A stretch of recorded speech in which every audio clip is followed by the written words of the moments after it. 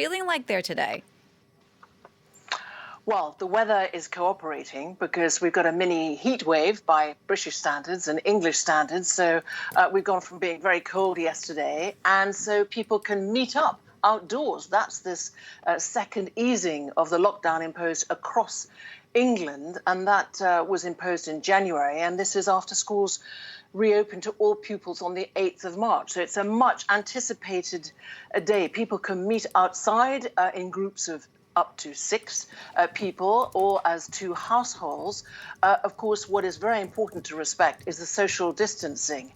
Now, that means that the stay-at-home message, COVID restrictions, given by the British Prime Minister Boris Johnson has come to an end. So that unlocking, that new freedom is something that people are happily going out and meeting up with other people for snacks, for picnics, barbecues. Parks are, I think, completely overloaded. And there is joy, I have to say, at last in the air, both physically and mentally. This is a form of release, a much awaited one. No, I can only imagine. And of course, a lot of this can be thanks to the vaccination campaign there that's been such a great success.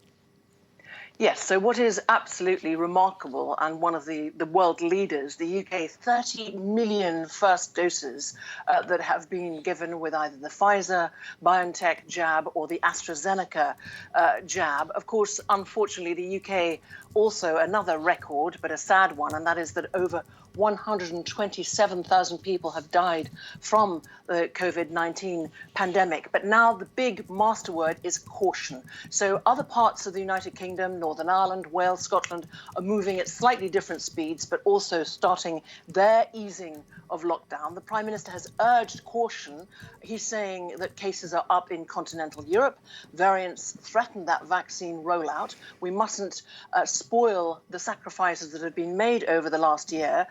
Despite today's easing of the lockdown, he says, remember hands, in other words, wash your hands, face, in other words, wear a mask, space, that's the social distancing, and the new bit in there is fresh air. They do not want people congregating, mixing indoors because of the droplets, and that is seen to be very contagious.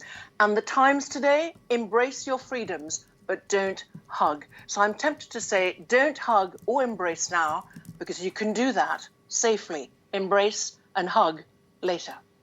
Bénédicte, thanks for that. France 24's Bénédicte Paviot in London.